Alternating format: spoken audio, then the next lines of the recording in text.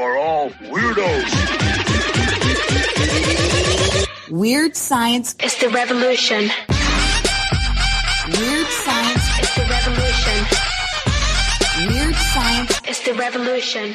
Hello, everybody, and welcome back to the very weekly manga review show, part of the Weird Science family of manga podcasts. Luke family, not network. And I'd like to welcome Luke Hollywood first. How you doing there, Luke? What up, Jim? I'm the biggest fan of all. Yes, you are. Also like to welcome the weirdos of the Ayakashi crew. Whoop, whoop. Here we go. And we have a bunch of books, including a new one. I ended up getting caught up in the MARRIAGETOXIN, and then we didn't really have one. We had an X chapter. Also, you said, oh, keep going, read that Polar Opposites. Didn't have a chapter of that. So at the last second, so we could have something new, I did catch up on Sakamoto Days, something that we had always enjoyed. So that is pretty cool. Before we jump into that, because we're going to have that as the first book, please go to Twitter at Weird Manga. Follow us. We'll follow you back, and then go over to our Patreon, patreon.com/Weird Science Manga, where you can help us out for this show, our Manga Monday show, and get early access to 8 episodes of that, and then also get early access to our reading clubs as well. We have 7 of those at the moment, right? 7 we have, maybe more, maybe less. I don't know. But we're going to kick this off, and as I said, I got caught up. So forgive me if things swirl around in my head. That's usually a normal thing anyway. And so reading like 24 chapters or whatnot in a row, I'm sitting here before we started. Did this happen in this chapter? What happened here? And we're going to jump into this. So again, if I get a little flaky, you know, if it's a little more than normal, maybe. But yeah, that's it. But what are we starting with, Luke? Well, we kick things off this week with Sakamoto Days 92. Deal or no deal, Jim? Deal. Oh, my goodness, yeah. So you end up having all of Slur attacking the assassin school. Assassin school shenanigans. Yes, it is, you know, school shenanigans. And since we ended up talking about it the last, we do end up having school shenanigans, which we love. So I'm glad we got back. But this school shenanigans can turn out deadly. Where they are there to exactly what you ended up having Sakamoto and Shin go there. They're trying to find this database, the database that has all the info of every student that went there, because you end up having X/Slur/Hazuki, who is the leader of Slur. He seems to have a secret that he doesn't want anybody to know. I'm expecting like, oh, he wasn't a good student, something lame, but he wants to erase it. So they're there to erase the database. In the meantime, Sakamoto, Shin, they're trying to get the database. And then other things are involved. We end up having some, since we last talked about it, some new characters at the school, like Amani, who is a guy who his dad was a really big guy in the order. He ends up getting kicked out. He thinks that he ended up killing his mom, but he has kind of, you know, switched sides. He's trying to help out Slur, thinking that he needs to do that, but the whole play of this is that his grandfather is the janitor at the school, and he's the database. It's just the guy who remembers everything. He even says at one point, "Yeah, I just have a decent enough memory. I pay attention." He's been around a while. So the big play is you end up having Amani doing this almost for the fam. But he might destroy the fam because when they show up here, they're going to be going after old Gramps. Now, if you would, you know, let me have the crystal ball, somehow I believe that his father is going to show up and maybe save his father, the grandfather in there. That's just one thing. But you end up having that. In the meantime, the Sakamoto action is that Sakamoto was there as a teacher. He's undercover, looking like his wife, but that's worn off. Now he's young Sakamoto. This gets twisting and turning here. But he's fighting against one of my least favorite characters in the whole book, old Mr. Director guy, you know, Kanaguri, who he had his camera destroyed, but he likes that don't stop a good director. Because he heard that people can do the phones now. Oh, phones are good for this. Technology. And it seems like that's up his ante. They're fighting. Well, also you have one of the sussest guys in this whole thing, Club Jam. Club Jam is Mr. Sus. There is nobody more sus than this guy. He Jeez. claps and can end up controlling your mind, making you do like simple things. They even say you're not going to do crazy, but he's turned all the students in the school into zombies going after this database. So you have just swarms of these kids going and you have these fights happening. But really the whole play here is the grandfather and Shin is with him, and Shin has made a deal with him. If they can survive this attack, he'll end up telling him this, inside info on Slur. And everybody has a reason for this database. Everybody's going with it, but it's a lot of action. Now that we got, I'm telling you, my head's spinning already with all this stuff going on, because there's a lot of characters in this book.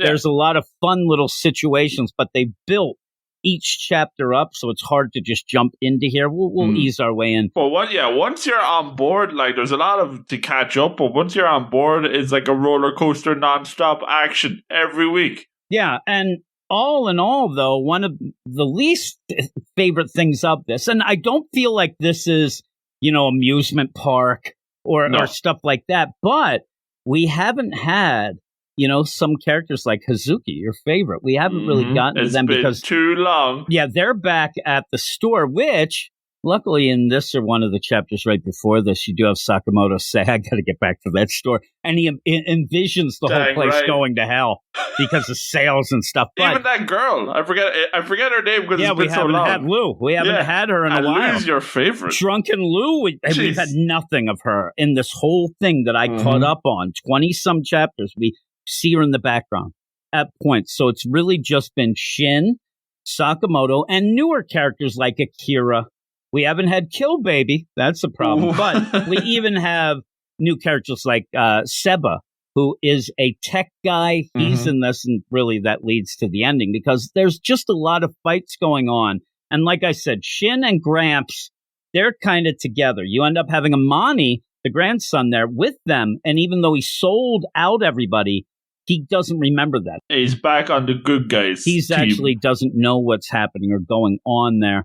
And then I thought at one point, because at one point Gramps ends up like he's going to tell his grandson, Amani, something. I thought he was going to say that he killed the mother, his daughter. But yeah, that's not the case. But all in all this goes down. And at the very end, you end up having, we said, Seba, who's in his invisibility cloak, talking to Club Jam. And he wants to make a deal with him because we didn't bring it up, but he has his little brother who ends up being the neat freak Mafuyo, from way who back. I like him enough. We haven't had that much of him lately because we've been dealing. Yeah, and we've been dealing more with Seba, who I really do like.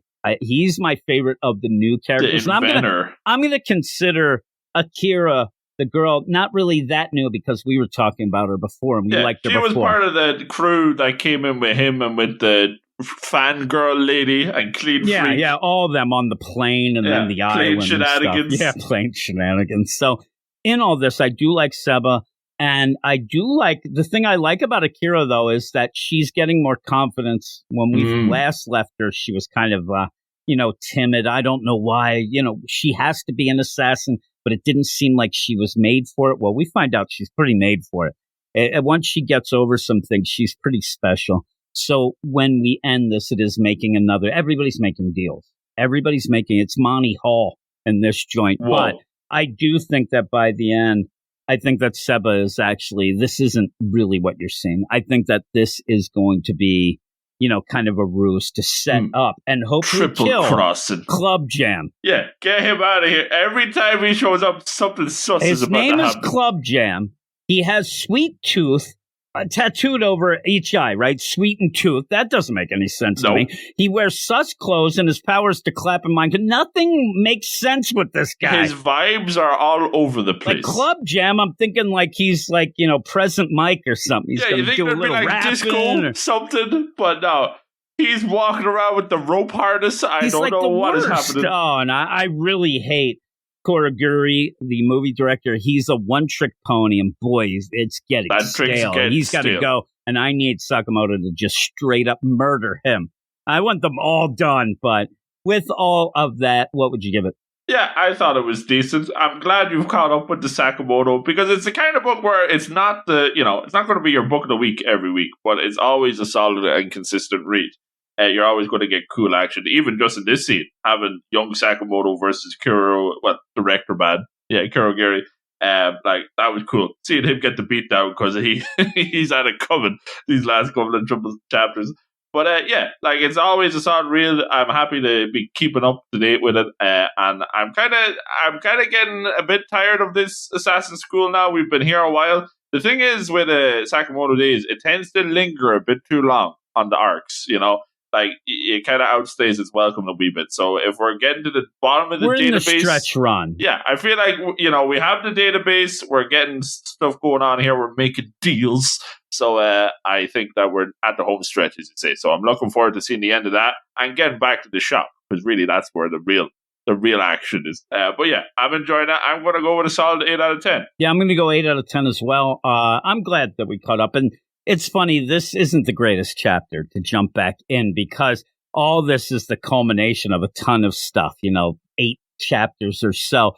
But that's kind of what this book is. Like you said, each week may not be the banger, but it's because it's just kind of gradually building itself up and things like that. It has that different pace and it has that adding on to. So a lot of times individual chapters feel like more of setup. Oh, big time. Like this probably, as you figured out whenever you were reading it, this probably reads real good altogether, like back to back. Just to tell you that this whole arc deal is almost 20 chapters long, and that's long. That is for some that's manga a couple of stuff. volumes. Yeah, that's crazy because when I jumped in, I'm like, oh man, we got out of the plane and the island very quickly from where we left off, and so yeah, that was kind of a shocker, but I like it. I'm glad that we caught up and that we can go forward with that. And we're going to add some others into the mix as well. But we'll move to the next book.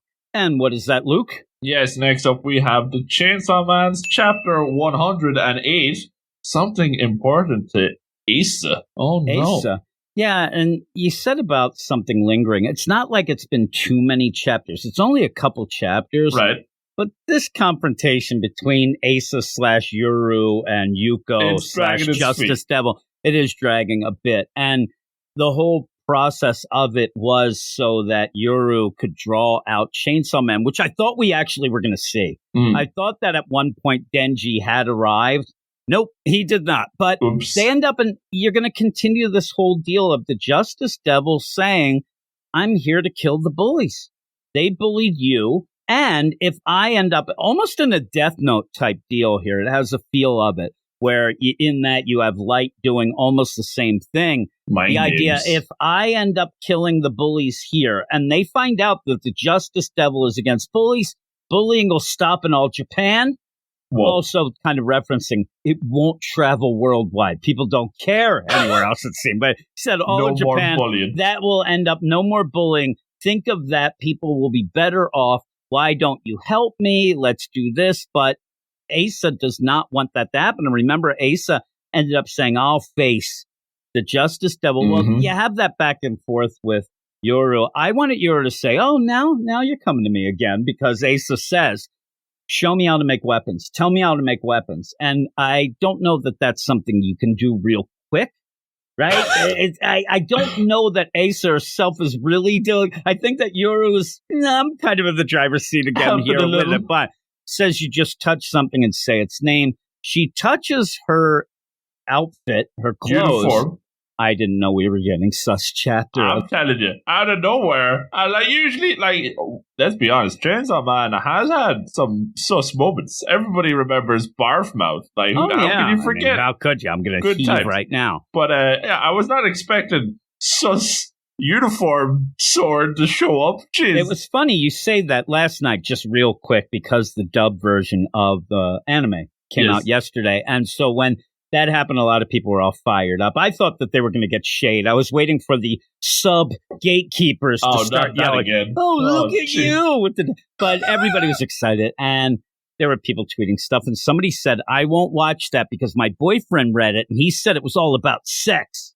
Indeed. I'm like, yeah, in a way that, Denji kind of thinks about it a lot. But it's more of the deal of him not really knowing. And say, they never got back to me. I actually told him and said, give it a shot. I think you'd like it. But I never thought we'd get sus at this point in this. Now, not the sussest moment. I mean, you compare this to even just the cover of Ayakashi Triangle later. This is small potatoes.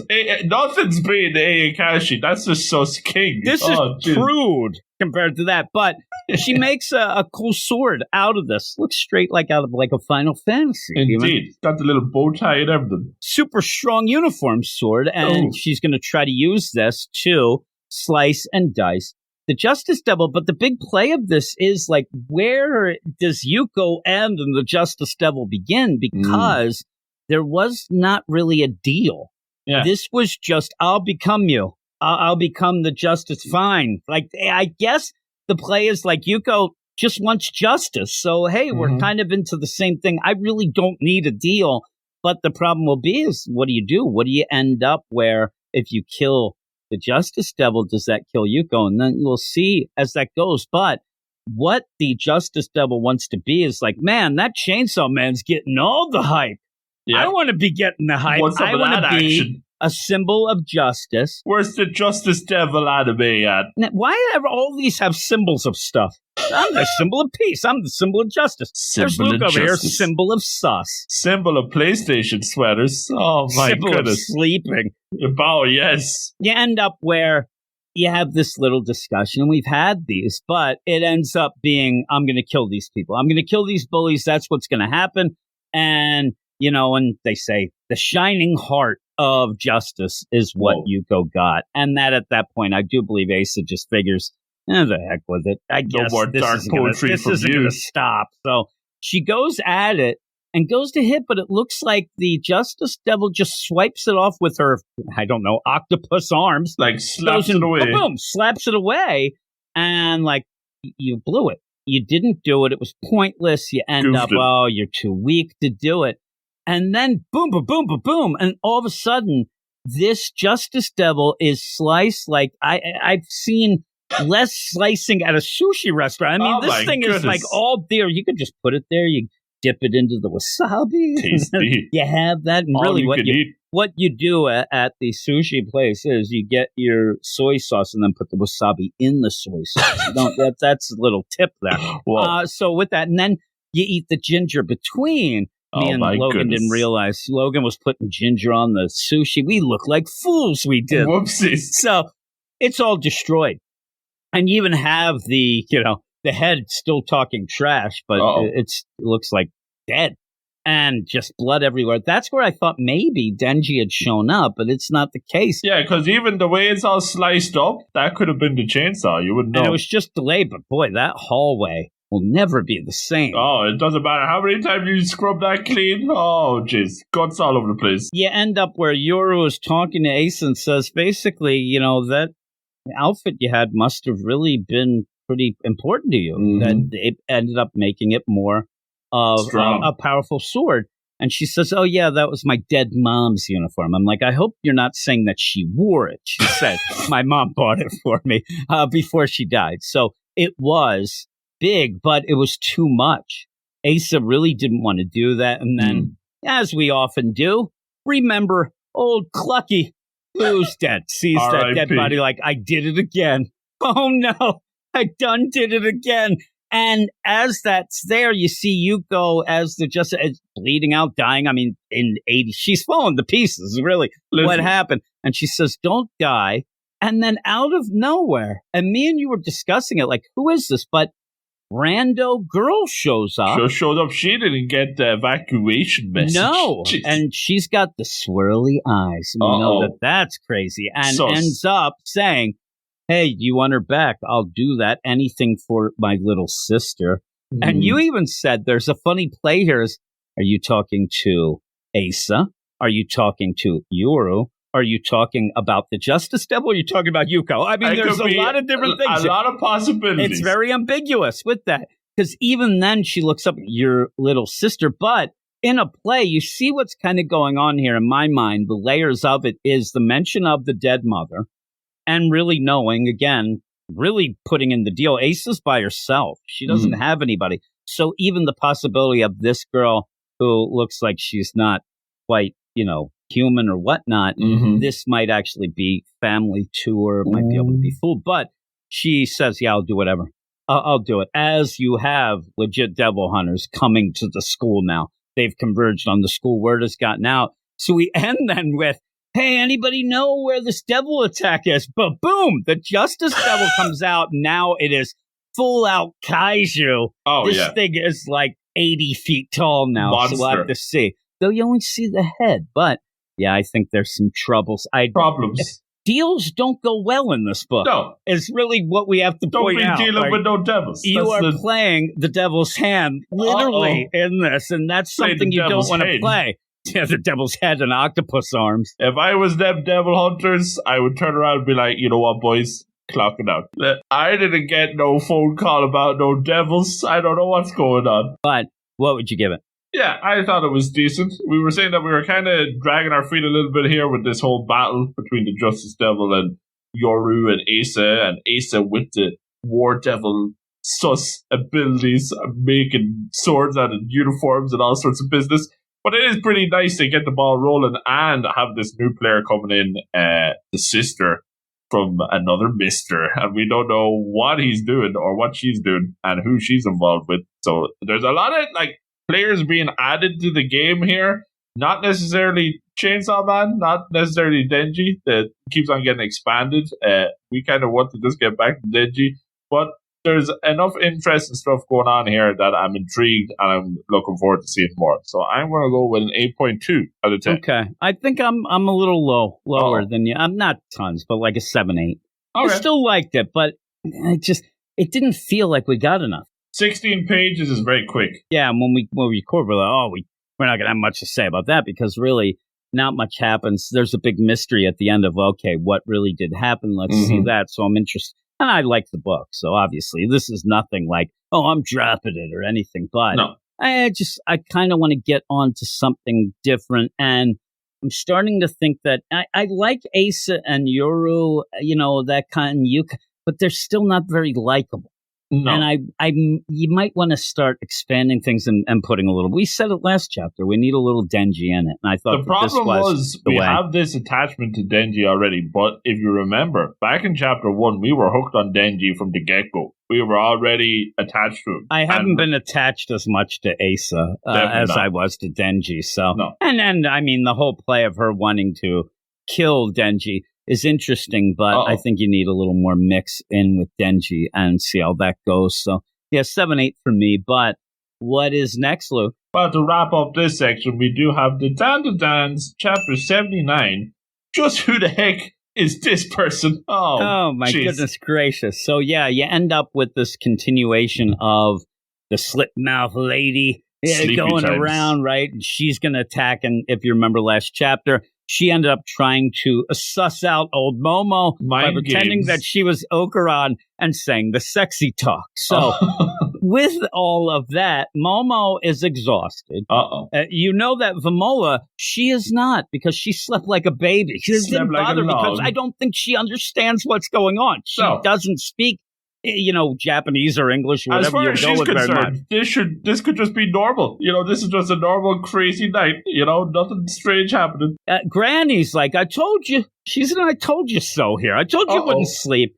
But in all of that going on, you do end up having Momo just exhausted. She's getting ready. Oh my God, I have to get to school. I'm going to go. And by the way, hey, Turbo Granny, what is this ball? And she grabs the ball that charges up Vamola's suit, her kanji, or what is it? Not kanji, the kaiju suit that she's in, almost like the Godzilla suit.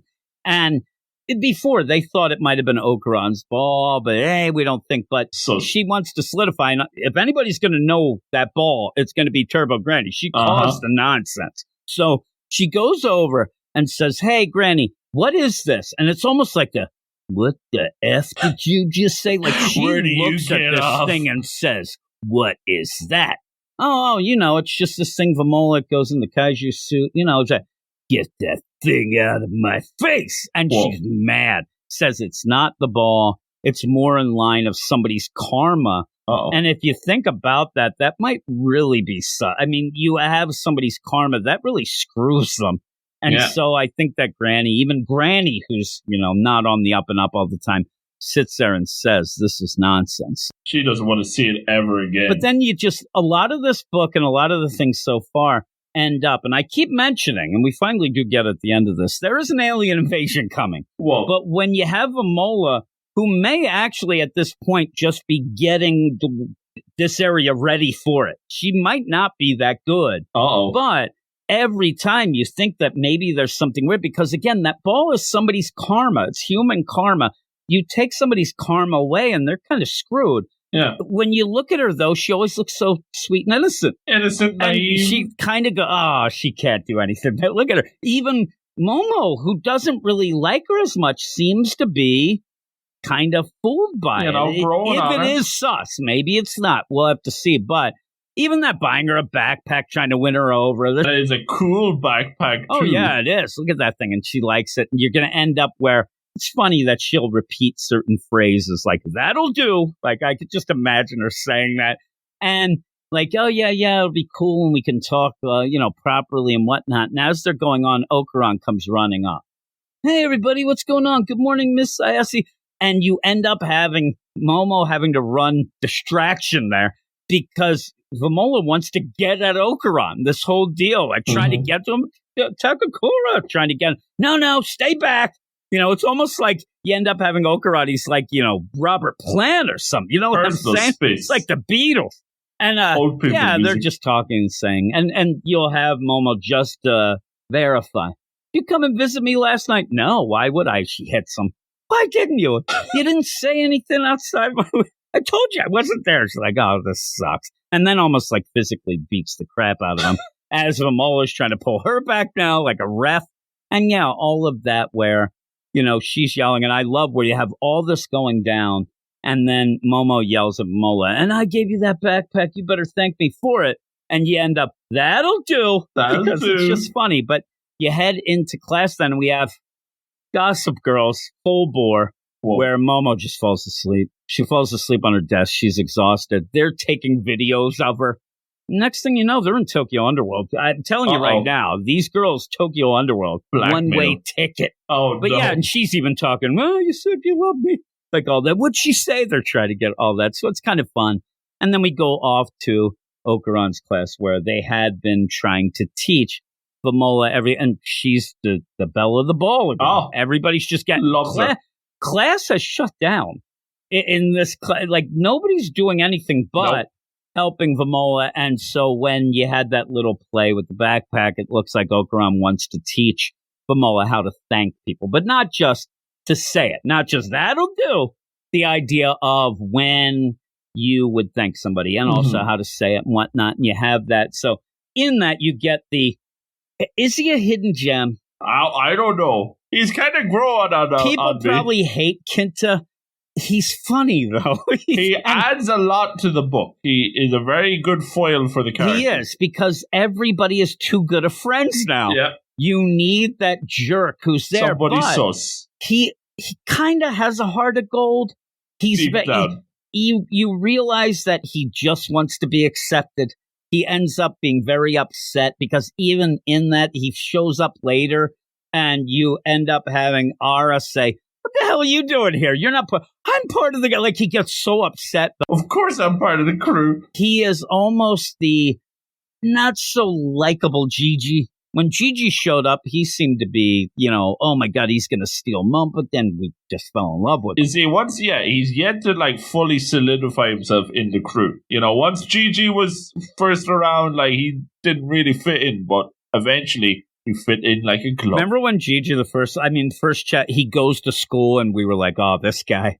He showed up and he was doing all his moves. And they started to play him off like a rival. But little did we know that he was a gem in disguise. And so in this, though, Kinta, very exaggerated movements. Reminds me a bit of Gigi. I mean, all this going on. But I think that he's always nervous, which then leads him to tell very inappropriate jokes, which comes up because everybody ends up heading out to this, private area out back to school. They're going to talk. I don't know what Gigi's doing. He looks like he's doing the chicken dance. And then so because of that, you have Okuran and Vamola doing the Cabbage Patch. I have no idea what. And there's Kinta. And he's like, yeah, this would be kind of cool. And what are you doing here? You're not supposed to be. And he's like, what do you mean? Like, you're just meanie. I'm a member of this group too, aren't I? And then you end up where Momo goes, I guess, but no more obscene jokes. And he just looks down at his underpants and gets a roundhouse kick by both of them. And it's funny, though. I mean, that's how you kind of get into this. But here is the big play of the chapter, and also something that I thought was a misplay. Because you end up having Gigi say, I called you out here because I wanted to show you this. He starts gathering up his chi, and then boom. Whoa. I didn't get the overall oomph of this because it didn't really play out great in the whole kind of arc. hard to see what's happening. He's kind of pushing wind and pushing these trees back, but you see the leaves know go back or whatever. bit. You see them, but it does take a second to see, and they're so impressed by it. I'm like, what just happened? Are they being nice? I thought that actually nothing happened. They're like, all right, Gigi, that's whatever. pretty cool, yeah, Gigi. but they're like, oh my God, how'd you do that? And it was Granny said she, Miss Seiko showed me it, but I worked real hard to do it. They are jumping around for joy. I mean, look at that one point, because it is that idea where Gigi says, I'm doing this because if the evil eye is that I got to get stronger. I got to get stronger so maybe I can take it down and be myself again. And they're all cheering. Now, when you finish that scene, there's Vamola. She's looking. She looks sad. And I think she's sad because she has sold out planet Earth. I think there's big problems. And she didn't realize how much she was going to fall in love with this group. And and how you get away from, if I'm right, is that she just ends up helping them, which you would have. And then I'm telling you, if it gets to the point where they're like this attack, oh my God, what are these? Are these ghosts? And all of a sudden Vamola steps up. Actually, they're aliens. I but like full out knows the language completely and has been fooling them. I'll be so upset, but we'll see. We'll see, because all that's happening. And yeah, they're going to walk home, and Momo has to go off to her job at the maid cafe to make that monies. And they end up where I wouldn't trust Vamola with Okuran, but says, you mind your manners there. And you too, Okuran, you don't let her do the flirtings. And then you do have Vamola say thank you.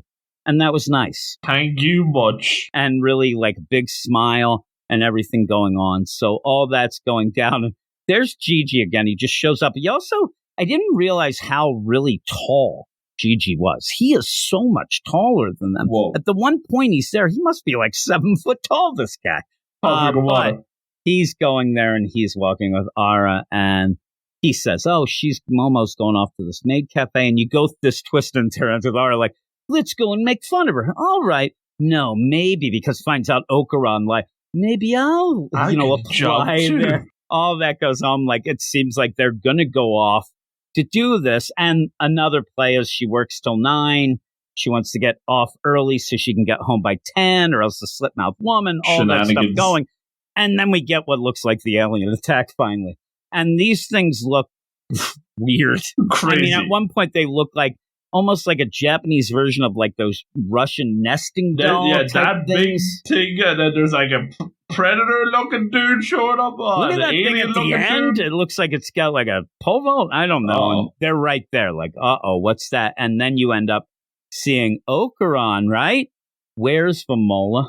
Where is she? She's not there on the page. Yeah. And so you end up, and she better be suiting up. These look more like insect aliens than what you had with Gigi and Ara. So we'll see how that is, what it is. And if we end up seeing what looks like a Godzilla, we'll realize that kaiju suit might have been more of an exoskeleton or something nonsense. So we'll have to see how that is. Pretty cool, though. Yeah. Pretty much a banger of what we usually get. And it's a transition chapter into what we've been waiting for, this big thing coming up here. So we'll see how it goes. I think we're going to end up finding out Vamola was sus all along, but I don't think she'll remain sus. I think that she really has kind of liked all of them and all that going down. Yeah, so we'll see. She might be. Who knows? But what would you give it? Yeah, I liked it. It's interesting. It seems like we're finally going to get split up a little, because we have like Gigi and then Okuran off doing their own things. But it's been a while since we've had like the full squad together to fight one of these. I suppose the last time was during the big kaiju battle. That was when everybody was involved, but it feels like because we've kind of been separated and doing our own thing with the slit mount woman, it's been a while since we've seen them all acting together. And I think that's when the book really shines, when they're all together in the group. So I don't know if that's what's going to happen here, if we're going to have all the aliens fighting each other and then there's going to be shenanigans. But yeah, I'd be interested to see if they all group up, because I think that's when the book really shines. As for this chapter, it was just kind of set up. Some nice stuff with Momola, of course. And like you said, I thought the GG bit was a bit clunky. It is nice to see him kind of stepping up a bit himself, not having just the, crazy spirit inside him. But yeah, I would be interested to see if they all group up together now. That's what I really want to see. So I'm going to go 7.8 out of 10. Yeah, I'm going to go 8 out of 10 on this one. We kind of flip-flop on the last one a bit. Ooh. But yeah, I still like it. And I like anything with Gigi doing that nonsense. And again, I like the characters in this. So even a chapter like this, that is a setup to see what this big thing is. Still fun. Still fun. And still has that thing. And I think that this chapter felt way more important than just, hey, we're sleeping and I can't sleep because of, slit mouth lady out there yelling sweet nothings. Uh-oh. You know what I mean? So like that was fun enough, but I thought that this was, all right, we're kind of still acknowledging that, but let's move on and let's get to the big thing. So we'll see. It should be big next chapter. But speaking of big, not talking about the size of that sweater of yours. Or am I? That is shade. We're going off to the Luke's Bangers, and we'll see how much shade gets thrown there. I ended up catching up on things, you jerk. What are you talking about on your Bangers? Slim pickings for the Bangers this week, Jim. As you know, we have stuff on break and other stuff that's not around. So I'm just talking about My Hero Academia and then briefly mentioning the MARRIAGETOXIN, which, as you said, already had a bonus chapter, but it did have a nice color page, so I gave it a shout out. All right, you gave it a shout out. So we'll go to that, and then we'll be back with 3 more books in the second half of the podcast. What's up, manga fans? It's your boy, the Hollywood Kid, back at it again on the Weird Science Manga and Anime podcast, the Weird Science Manga and Anime family of podcasts, dear listener. And let me tell you, if you're listening to this, you just passed the test. You are part of the family. Welcome to the fam. Please pass the peach cobbler. Bada bing. I hear it's Thanksgiving soon. We don't have that in Ireland, so I'm not I'm not too sure the specifics. But there we go. Here we have it. Another week, another bangers. And let me tell you, it is slim pickings for bangers this week, unfortunately. They can't be big bangers every week. We learned this week, because this week there ain't a lot going around in the big bangers world. Oh boy, we have a lot of books on break. We do have some big books returning, such as The Hunter x Hunter, The Hunter X's Hunters, which is exciting. But unfortunately, I am not up to date on that book, so I will not be discussing the latest chapter, because I would not be knowing what's going on in it, unfortunately. This must be how Jim feels every day. Oh boy. And let me tell you, the books that we do have, bangers, oh geez, we'll have to see about that. But here we go. We might as well give it the good old college try and see what happens. First things first, we have, returning from its week break, we have the My Hero Academia Chapter 370, History. Oh boy, we're going to get into some history in this chapter, everybody. We are moving on from Sky High Academy, the Flying Fortress, where Shiggy 2.0 was being battled, and it seems like we've been battling him for a while, so it's nice to move on and get a change of scenery here. But, it's a clunky change of scenery indeed, because as you remember, last time, we did have the 5th member of the Teenage Mutant Ninja Turtles showed up, big, bulky Spinner, buffed up and out of his mind. He's shown up, and he is here on the scene at Central Hospital, which happens to be the place where one Kirogiri, aka Cloudy Evil Villain Man, aka Shirakumo, aka used to be buddies with Present Mike and Eraserhead. That's a lot to take in. He's got a history. There's the title right there. Bada bing. But yeah, he is here, 5-star police in prison, in the hospital, and after All for One found that out, he sent his best Teenage Mutant Ninja Turtle for the job. He sent Gecko Man Spinner, all bulked up, ready to go, and he sent some of his army, the League of Villains. They have a different name now. It's a fancy name. I forget it. They sent him and they sent some of his cronies. And the main part of this army, surprisingly, is ordinary citizens who sympathize with their cause. That's the quote. We're talking Joe Soaps and Joanne Soaps and Jane Soaps here that have all united under Spinner, under the Big Turtle, under the cause, and they are all fighting against the heroes. And what are they fighting against? Well, this is where it gets a little deep, ladies and gentlemen. They are fighting against society itself. We live in a society, they say, and this society is a society that is prejudiced and discriminatory against people who don't be looking like normal humans. They be having quirks that alter their appearance visually, so they don't look like just an average human, and that makes them, in this world, that makes them, they have been looked down upon and they have been mistreated and abused because of how they look, which isn't very good at all. That's not nice. It's pretty sus, I would say, but it is also news to me. Here's where we get into the problem that I have with this chapter, because the concept is interesting, but it feels like we have reached the boiling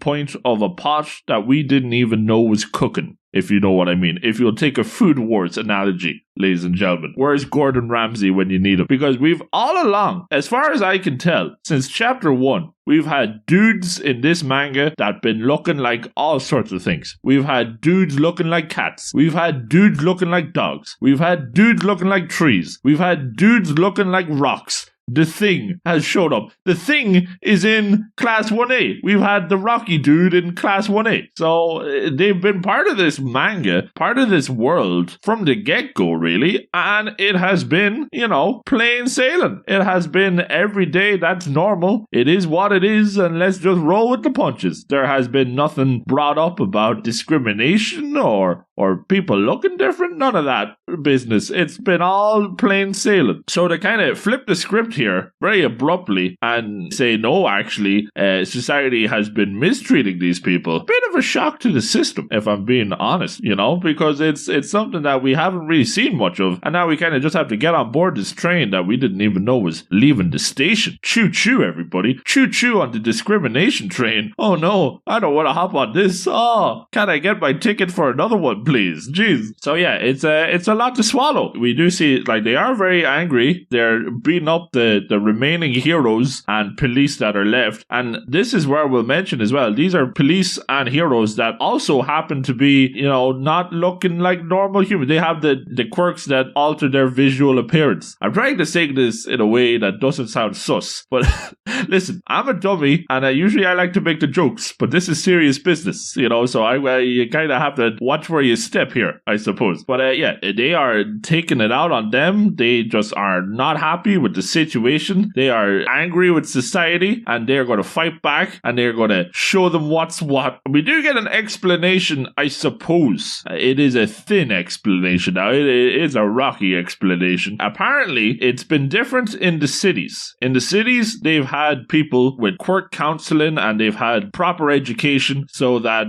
discrimination isn't a thing. When you get brought up in the city, you learn that everybody is the proper education and you are used to the diverse society, and that's just a-okay. That's plain sailing. But apparently, them country folk, them people outside the big cities, they don't have it so lucky, and the world is still backwards for the country folk, and they have people saying, you give me the creeps, and in the country, they be like that, and it's terrible. And let me just say, as a country folk myself, as a country people who don't be living in the big city, I just want to say, not all country people. Oh boy, is that still a thing? I don't know. Oh, jeez. So yeah, it's serious business, everybody. Oh my goodness. I feel like we need to be discussing this on Dr. Phil rather than on my segment. Oh no, I'm no smart person or nothing, but yeah, it's big problems. It's serious connotations being discussed here, and it is a bit clunky because this is interesting stuff, yeah, but it is stuff that, like I say, I didn't even see this coming, and now we just kind of have to hop on board this train very abruptly. It would be different if we saw kind of this simmering in the background over the chapters, over the course of 300 chapters, if we saw some discontent brewing,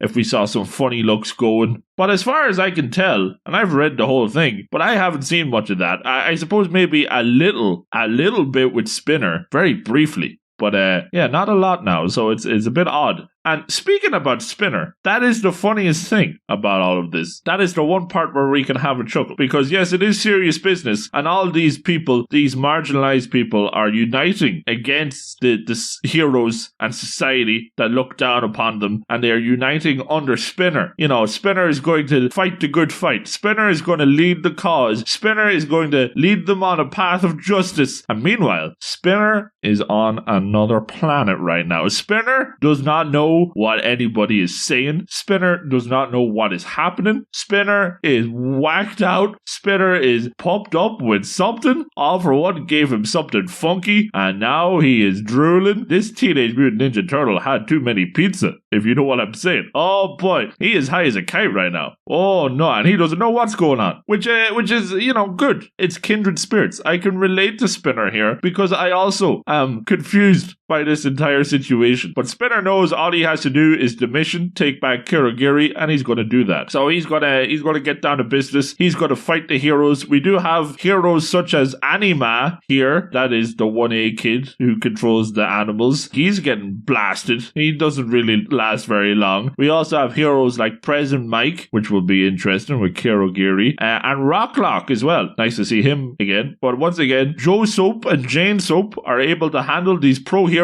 They just get swarmed by these angry people, so they are having a hard time of it, and it looks like Spinner is able to get the job done until, out of nowhere, we get an Octo Blow, and who shows up to save the day? Only Tentacle himself, Shoji, the other dude in 1A, who happens to have a non-human appearance quirk. What are the chances that the two kids that happen to not look like normal kids happen to be going up against this crew of people that are, you know, angry about stuff like that? That's quite convenient. Oh, jeez. But Octoblow, Tentacle shows up. Whoa. And the people aren't happy. But you know what? Neither is Tentacle. He ain't happy either. Because he's saying, yeah, we might live in a society, but why the heck are you going attacking a hospital? You Joe Soap, Jane Soap people. Oh, jeez. He says that the heroes, they wanted to make sure everybody in the hospital was safe. And now you're going and attacking the heroes. And that's not very good, is it? No, it isn't. Do you have a plan here? Because he's not going to let this happen. He won't let this stand. And we do see he gets up and he flings stuff around and he somehow manages to lose his mask. And then we see, out of nowhere, the most underwhelming face reveal of 2022 is upon us. It is Shoji here, looking like he just has a normal mouth, just big teeth. And I suppose, you know, that's what we expected. Just big teeth under that mask after 300 chapters. Great. So yeah, not the most exciting face reveal. But hey, it's cool to see him anyway. And there you have it. That is the end of the chapter. Oh boy, that was a kettle of fish indeed. Oh no. How do we go about this? I will say it's interesting. You know, the concept is interesting. It just feels very finagled, very forced. Feels like we were in first gear and we're jumping to fourth gear to get to this whole discontent with society and people that don't look like normal people being angry, because we've had them for so long. Like I said, it just feels very abrupt to be jumping to this kind of boiling point that, like I said, we didn't even know was boiling. It's pretty crazy. It also feels like we are trying to tie a lot of plot threads together here. It feels like maybe this is a plan that was had at some stage. We're going to have this kind of tipping point hit, but we have to force it in with Kirigiri, because that's been something that's been bubbling in the background for a while now, and we have to force it in with President Mike and all that jazz, and then we're going to have to squeeze it in now with backstory for Spinner and backstory for Tentacle. It's a lot of spinning plates here, because we do see they have flashbacks at some stage. We do see flashback to young Shoji and flashback to Spinner. So there's a lot of spinning plates here that kind of all have to be handled in this one section, which is what's concerning me. That's why perhaps you have to force it to get to that stage where you're at that boiling point, where you're at that we live in a society, which is very abrupt. But I will say, you know, if it leads to a decent story. I don't mind if it's a bit of a rocky road to get there. You know what I mean? Yeah, it might be a bit clunky for a setup, very clunky for a setup, but if it leads to some nice story moments, I can turn the other cheek. You know what I mean? But as of now, when we're still getting to that level, it is a little clunky indeed. You kind of a tough pill to swallow. So really, we just have to roll with the punches and see what happens. But yeah, not the smoothest chapter we've ever had. I'll tell you that much. And as somebody who likes to make the jokes, it was a bit of a rocky road, but I think we got there. Oh boy, I'm gonna go with a flat 7, a 7 with room for improvement, and I hope we kind of straighten up the ship a little, if you know what I mean. There's some potential here for nice character moments with Spinner and Tentacle, and of course Kirogiri and Present Mike. That's stuff that's been boiling a long time. So I'll have to see where it goes. But right now, it's a bit of a shaky ground to start on. Oh boy. So yeah, there's My Hero Academia, and I suppose that's it for the big baggers this week. Oh jeez, I was going to discuss MARRIAGETOXIN chapter. Well, there is no chapter this week. It's only a bonus chapter. It has a nice Halloween color page, I suppose. And 8 out of 10. But a big 8 out of 10 for the MARRIAGETOXIN color page. Very nice. Spooky Halloween. I do enjoy that. And there you have it. Quite strange big banger section. But like I said, they can't all be big bangers. And those are the breaks, I suppose. But there you have it. That's our section. All we gotta do now is hand it back to Jim and me in the future. Because I'm recording this early. Or in the past. I don't know how this works exactly, but perhaps we will discuss some bigger bangers than the ones that we found here. Oh no, oh geez, it is what it is, and now it's back to the main show. Boom. All right, we're back to the real section of the podcast where all of the hotness happens. Ooh. This is where the hottest reviews happen. Boom. Not in your banger nonsense. I don't care what you just said. Gee. Here we are, and what are we starting with? Well, we kick off round 2 with Akane-banashi story 35. What is the story of my goodness, I know what the story is. What is the color page? Oh it's my. Crispy color page for opening act. Yeah, and we end up where everybody looks pissed off. Except Akane, and that kind of plays out well. I don't know. Pissed off, chubby, looks a little goofy. He looks like James Corden, and he just got one of them omelets with the egg whites in with the yolks, you know. Stupid stuff like that. And they are, I mean, you could play that there's the restaurant. He's there. He just got done his stupid karaoke. Here we go. We go into this here, and it's a weird chapter. You end up having where we set up last chapter, where Akane is going to be the opening act to, as I like to call him, Jerkmaster, who is Rhiannon. He is in this, but only at the end. They don't even name him again, which I thought actually was a little misplay. I like when you have somebody like that and don't remember their name, have them say it a couple times or whatnot. Not that that guy's real important, but we do even have, you know, headphones guy. This guy coming, and he seems to be another one of these master guys, but he's the laid back one. He shows up. Cool. He says, "What's going on?" And it's a weird play. He almost shows up to narrate here. He almost shows up to give us the information that the opening act, you don't even pay for that. You don't even care. And so, yeah, that is something we kind of already knew. It's really to set up that there's no stakes here. Akane goes out. I mean, unless she ends up like killing a person in the audience, you're really not expected to do much. But in this book, we know how good Akane is, and we know that she can read a room, and she ends up even saying to herself, yeah, these people aren't interested, and you're really going to play it out. There's people, this guy's reading the paper, that guy's on his phone. They're just there to have their seat for the masters that are coming up. So what she ends up doing seems to be something that really doesn't matter. She's going to tell a tale. Oh, the tale. And it's a tale. It's a Sango Jingo story. Indeed. You know, it's a Jingo Jango. And you end up where it's about a male geisha. It's a thing on wordplay. That's the funny bit of it. Yeah, it's all very clever wordplay shenanigans. I'll tell you, if I'm in the audience, me and you were there, I'd be like, let's get to the Django here from the Jingo, because, yeah, it is this whole deal, but it takes a long time to even get to the wordplay and seem to take a lot of explanation and setup. Now, that's Rakugo. That's, you know, why it's the hottest part here. Of the gig. But it also might be, I'm just, as an aside, I'm raising my hand and saying, yeah, this is why kids nowadays don't like the Rakugo. You got to pay attention too much. Old Luke had to read this 3 times. Do you think the TikTokers are going to know what's going on? They've already skipped to the channels. Yeah, Jim. really. This is going to be over the time limit. You're not going to do it. This can't be a YouTube short. It's a YouTube long because it does take a while to get there. But we do the classic where we go and see it develop. It goes into like the art style and all that. Heavy inked art style that I do like. I always like that. But you're doing this, and at one point, I think most people were like, why? Like, we don't know what is going to happen and why this is a big play. This is supposed to be Akane sticking it. And I mean, full out sticking it to Jerkmaster Rien. Take that. But I thought it was going to be, like I said, Van Halen opening up for Deep Purple and blowing him off the stage. You can't follow that. Old people's music, but it doesn't seem to be. And it's set up right away to not be that because people aren't paying attention. Now, she does get attention and people are laughing. She really wins over this crowd. But it doesn't really matter. What ends up happening by the end, and in a chapter that it's going to take us a quick time to go through, but kind of drugged in the middle. The idea that this wordplay, she throws it back. And it's well-timed because Jerkmaster's backstage. Oh, what's going on? Oh, that's a girl. And he does not like her getting any compliments. No you way. have the one guy say, oh, man, she's doing real good, Master. She's pretty funny. She's pretty good for, just starting out. Well, guess what?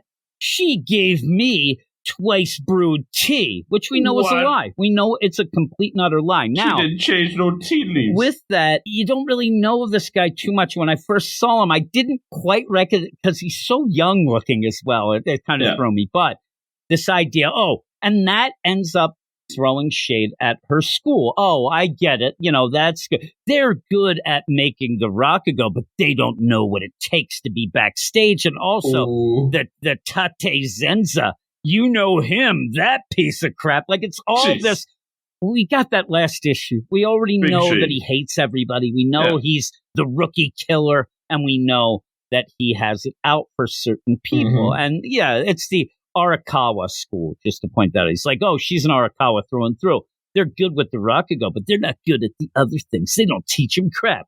And so in that, right at that point, you end up where Akane, and it's set up nicely that you're reminded the tea and whatever. So she's going to then do these little word plays about, hey, you gave me twice brewed tea. No, I didn't. You're a jerk. And pretty much making fun of a master. She puts that story into her story and she basically throws mega shade. Yeah. And I love, and even calls him pretty much toxic, which is kind of funny and pretty, current. And the deal, she's going to cancel him. I'm surprised there wasn't and he's sweating it up.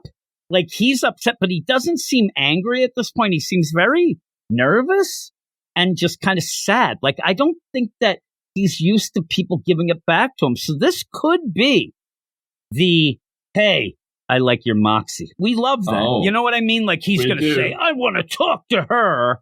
And then he might say, hey, listen, I'm sorry I gave you some crap. You're pretty good. You want to open for me later? Because remember, we had some people asking others to open. We may get that, or he may completely flip. I think, the look on his face at the end. He looks sad. No, but in that final splash, he looks like he's gritting his teeth. Yeah, I don't know. He looks pretty sus. He does have little sparkles around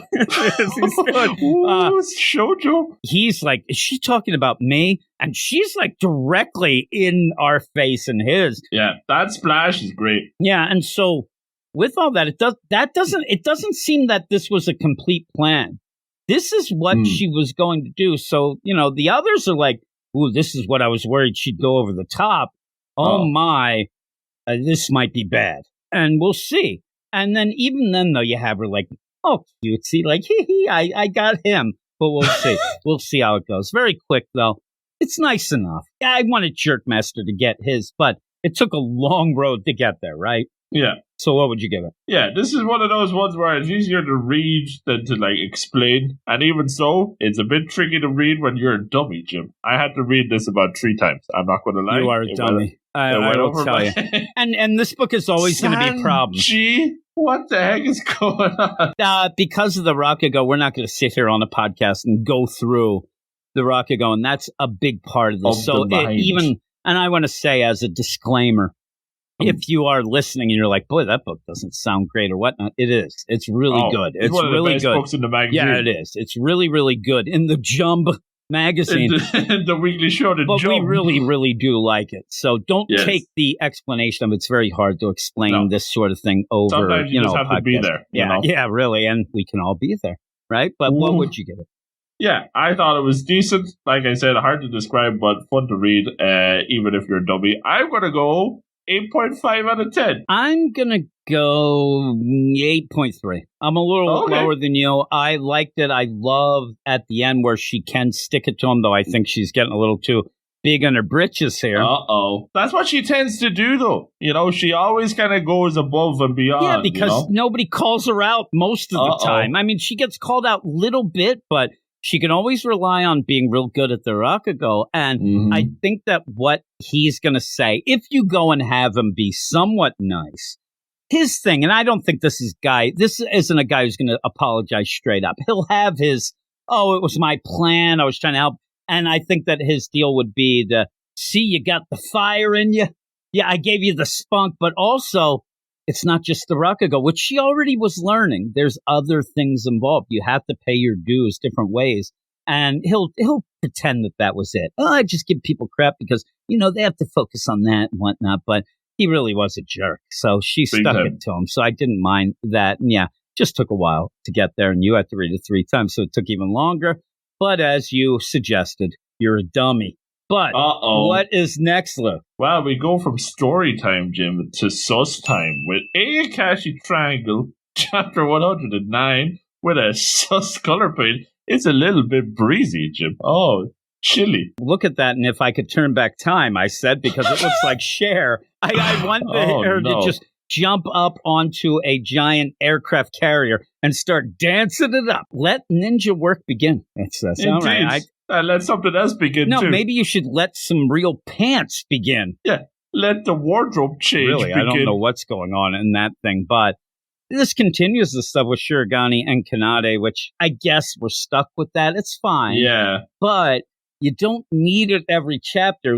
Shirogane's one of my favorite things of this book, and he kind of disappears at points. So maybe this was set so that you could bring him in full out. Because really, when he's not talking to Kanade here and doing his little nonsense, he just runs around and yells that you're, sus, and oh my God, he's blushing, he's yelling. But you still have the same shtick here, but it kind of ups it. They're kind of like these bumbling idiots together that try to get things done and whatnot. But you end up all this where the play with Kanade is saying, listen, we got to get Dark May, Suzu, and me together, because then that does make you back to normal. Everybody has something that needs to be fixed, pretty much, except Suzu.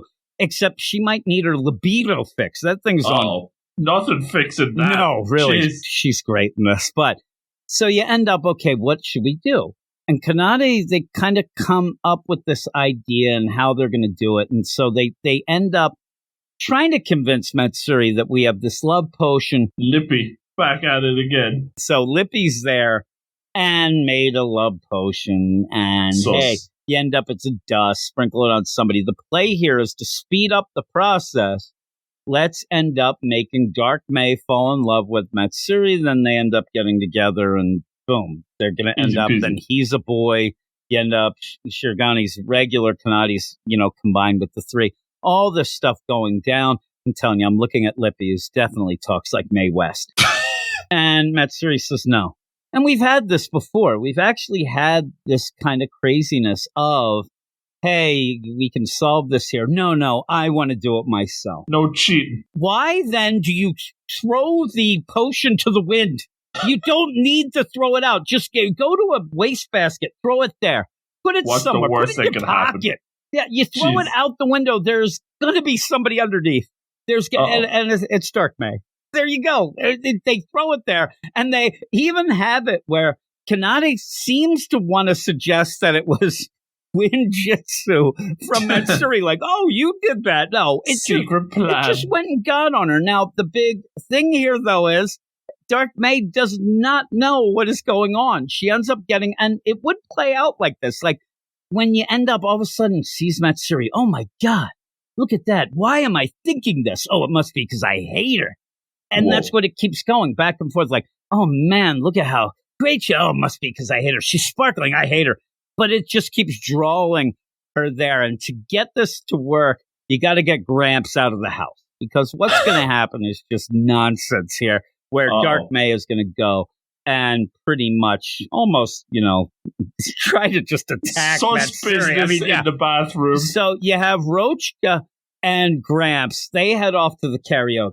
Unfortunately, by the end, he's going to break a hip. He's trying too hard on the karaoke.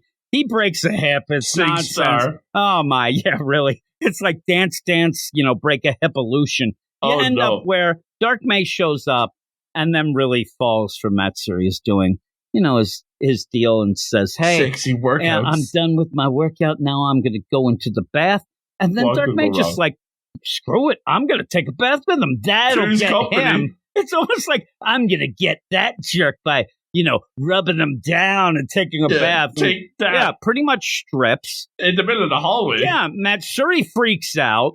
Then she gets all embarrassed. Oh, why are you looking at me? They're all looking at, oh my God. Oopsie doopsie. And then they're just like, I know how I can solve it. You know what usually solves things when you're at a wet t-shirt contest? More wet t-shirts. I mean, she ends up every time. Throws the water over, which just makes things sexier. They're all there talking, and then the best thing ever happens. Suzu walks in. She sees this. She says, mind telling me what's going on? Uh-oh. Matsuri freaks out. Dark May looks around like, ooh, what's going on? And Suzu, she doesn't wait. She says, if that's what you're doing, I'm also going in. And strips naked. She just lets go. It's on. It's on, girls. And jumps in as then Kanade comes and slaps them silly. Shameless. To stop them. You're shameless. You end up having Shirogane there. Oh, my God. This is the worst. And then you have the wah, wah, wah of the love potion not working. No, it was working. You just don't want it to be shameless. Oopsies. And that's a problem. And here's the big play here, though. Suzu would not normally do this. And this is why this can't continue. Kanade being there with Shirogane, it's not Suzu's free and clear to be sus city every step of the way. They even mentioned it again. Without Kanade there to be the innocence, Suzu is over the top. So she walks in, it's like, what's going on? I'm in. She doesn't even want to hear it. She's stripping. She's in. And yeah, it's got to stop. It really does. Also, there is a huge misplay. It wouldn't make sense, but maybe you can have Rita, Suzu's brother, had to return something. He needed to show up at this point. You just want more Rita in if every he week. Shows up and the three of them are there, he'll blow his stack.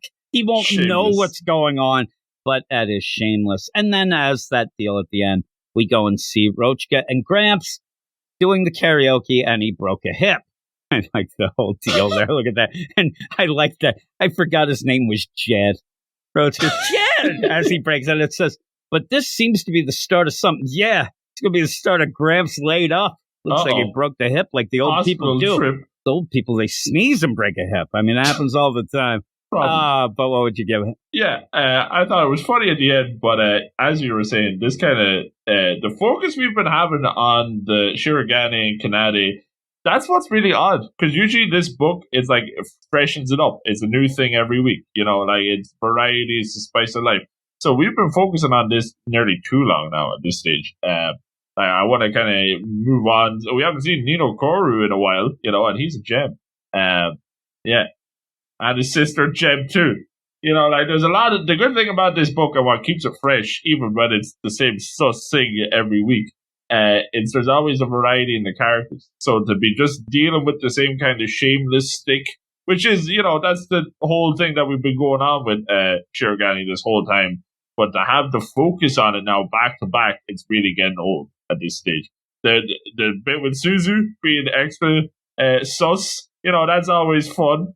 But and that was funny. And like even the idea of the love potion. I'm almost positive we've had something like this before. Yeah, I said it almost feels like a sus version of like a Witch Watch that we've had things mega like sus that. Yeah, Witch Watch. Yeah, it definitely it feels like stuff that we've already covered. But obviously, whenever Sus Suzu is involved, it's going to be crazy shenanigans indeed. But yeah, I kind of hope we get the ball rolling. We said that last time. We said that the time before. We seem to be still stuck here. And it is really, dragging its feet at this stage. So I hope we kind of move on, lickety split. I'm going to go with a 7.2 out of 10. Yeah, I think I'm going 7. It's one of my favorite books. But here's the deal. We love Shirogane. And when he comes in, it's almost like, oh, man, it's always felt like, yeah, you timed it right. We haven't had the Shameless for 10 chapters. And when you have it every chapter, 3 in a row or whatnot, it does get old. I'm just glad we don't have that Garaku painting his nonsense. He's my least favorite guy of all of this. But I don't know. I think that this whole deal, and yeah, like you said, we're focusing on this as if when we had that first part, Kanade, Shirogane, that felt like it was one of those in-between things. Like, usually we'll have something big, and then we'll have a fun little chapter, and then we'll move on. Now I'm starting to think, wait a second, we didn't. This is actually what we were moving on to, and it doesn't feel as big. It doesn't feel as fun. It feels like it's getting stale. The jokes are getting stale. And then with that, you had 2 in a row where you have these weird Roachka cliffhanger deals. So the last panel is always her like, hey, what's going on? Hey, Jed and stuff. But I'd rather just have her. You need to do something. I'm almost more. At the stage I want to just see the karaoke instead. You know? Really. That might have been more fun. So yeah, I was a little down on it, but that Suzu part made me laugh so much. She's just like, whatever. I don't need to hear any explanation. I'm in.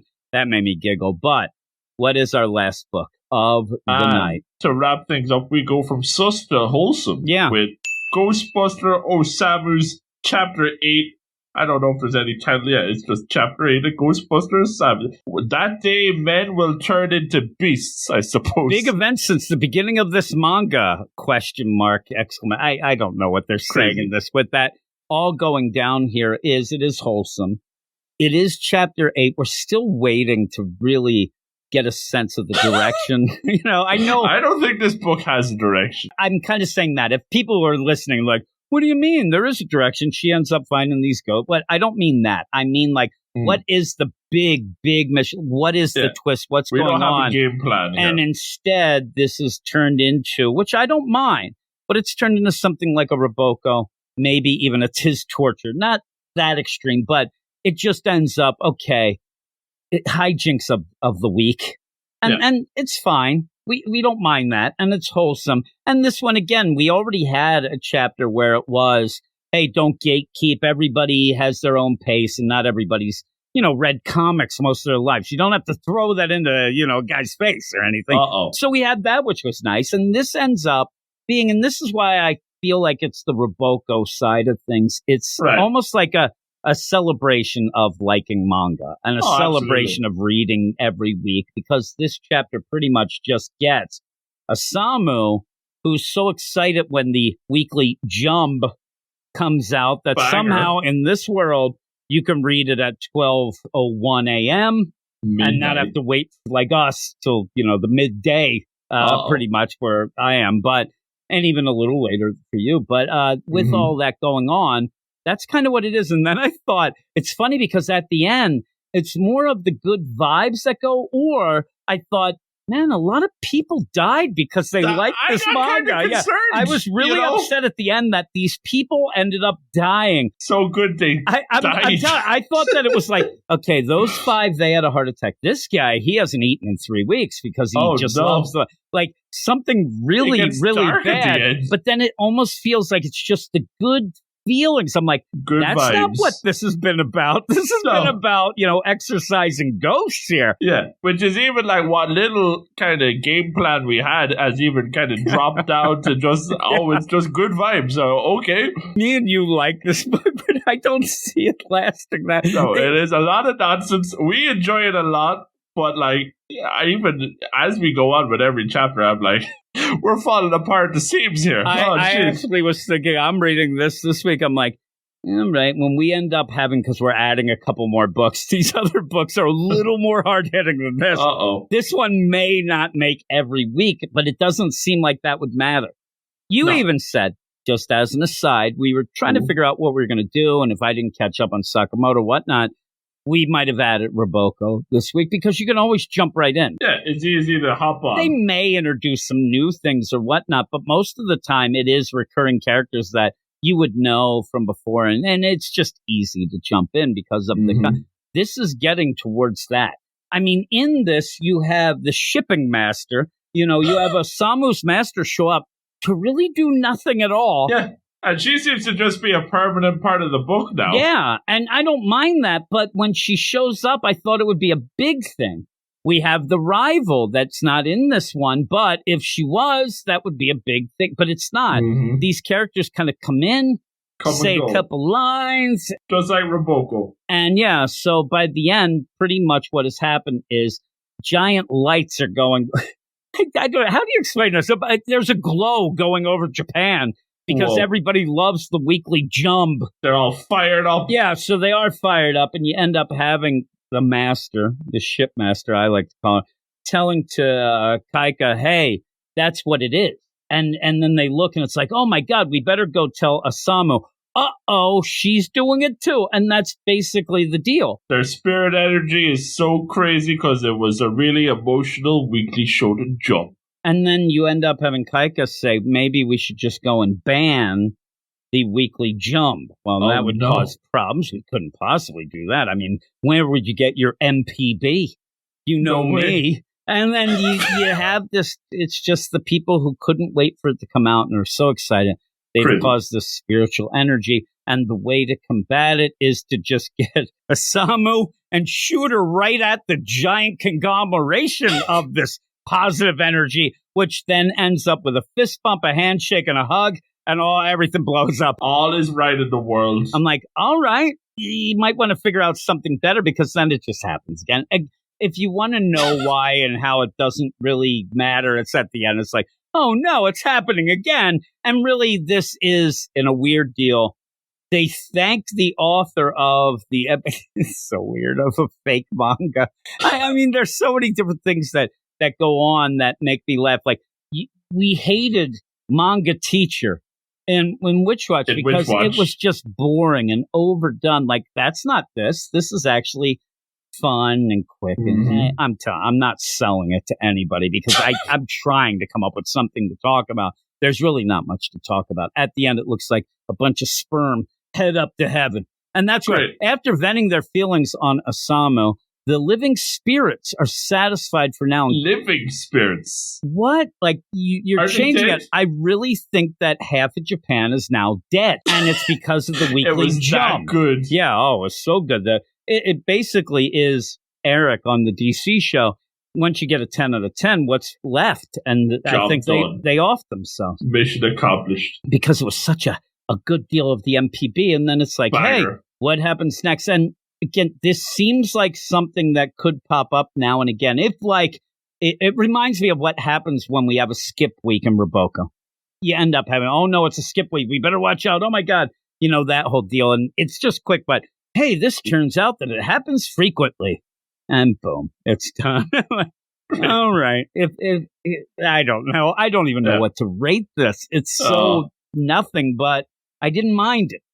No. It's there. I just don't think we're going to be talking about it much more on the show. I just realized it sounds silly to even talk about it, but what would you give it? The art's good, though. Yeah, listen. Like, look, it's one of those books where it's kind of like, like you said, it's kind of like Time for Torture Princess. It's one of those books where it's turning into the kind of book that you read, you enjoy, and that's and then you move on. It's not going to stick with you very long, but it's not going to have like big emotional moments. It's just like kind of wholesome, fun read. Kind of like that Roboko energy where it's like a love letter to the manga. This is just turning, what it is. Like the whole pretense of Ghostbusting has just gone out the window. It's just like, oh, we're going to have happy manga Chapter spirits. 8, it's out the window. This is troubles. It didn't last very long, you know?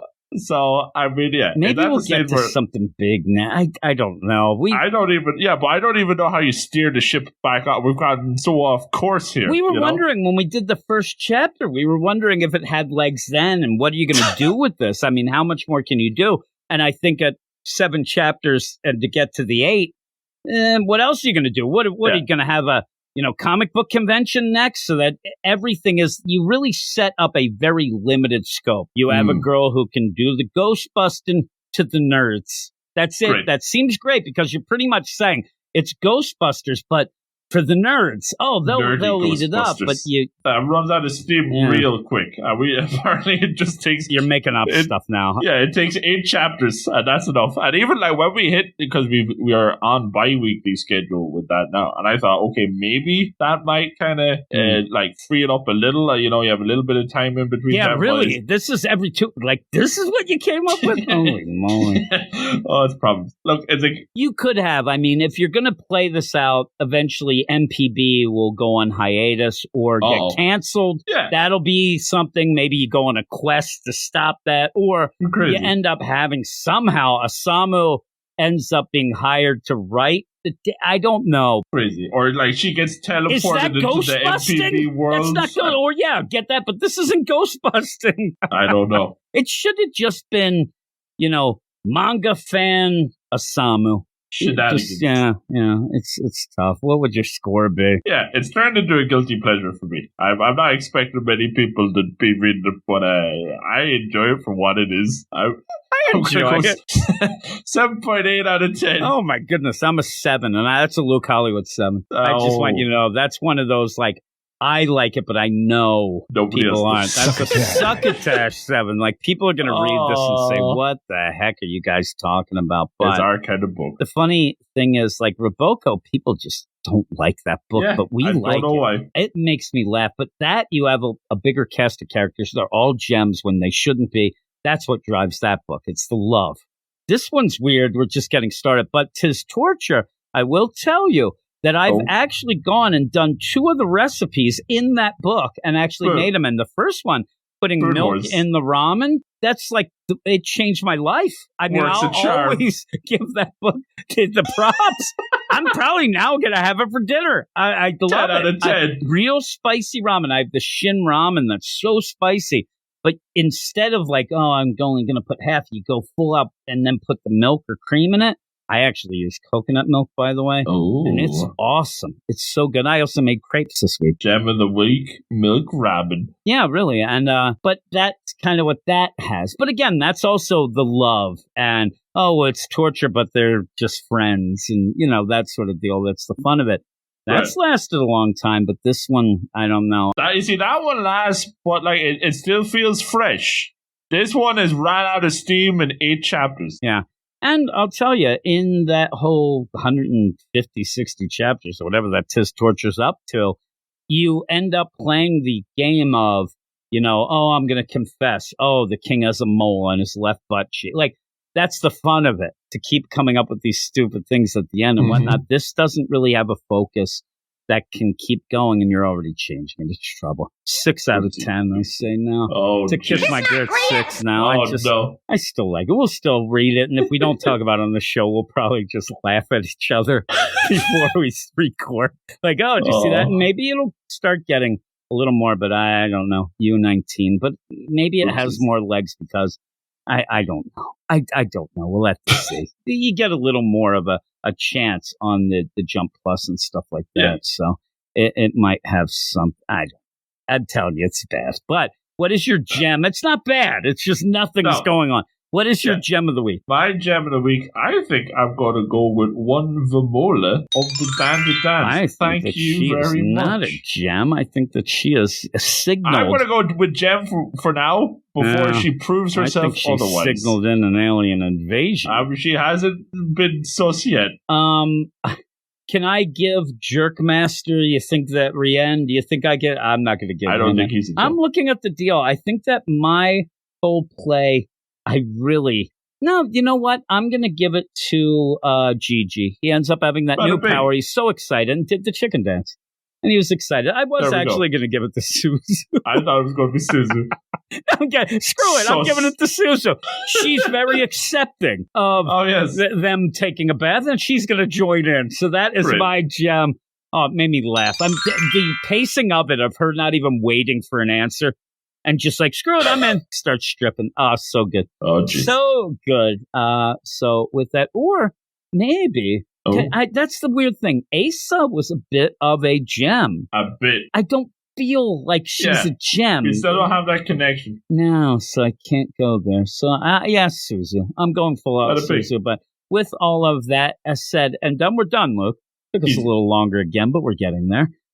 Please, everybody, go to Twitter at Weird Manga. Follow us. We'll follow you back. And then head over to our Patreon, patreon.com/Weird Science Manga, to help us out for all the things that we end up doing this show, our Manga Monday show, all of our Reading Club 7 for now. Whoa. 7. And early access to all that stuff there over there. All the links are in the show notes. Everything is in there. I'm getting tired suddenly. Sleepy. Oh, my. So with all of that, thanks, everybody. Thanks, Luke. And we'll be back. And I'll just say back next week with a couple other books, because hopefully MARRIAGETOXIN will be kicking and all that other stuff, and even some other surprises. Maybe something that rhymes with ox. Maybe. I don't know. But maybe. We'll see. We'll see what is going on then. But thanks, everybody, and we'll talk to you next week. You are all weirdos. Weird science is the revolution. Weird science is the revolution. Weird science is the revolution.